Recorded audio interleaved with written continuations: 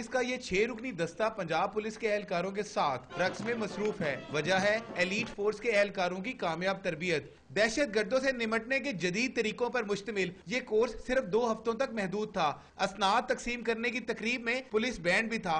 Band की धुनों ने पंजाब पुलिस के एहलकारों को रक्स पर मजबूर किया तो तुर्क ट्रेनर्स भी अपने शागिर्दों का साथ देने मैदान में आ गए।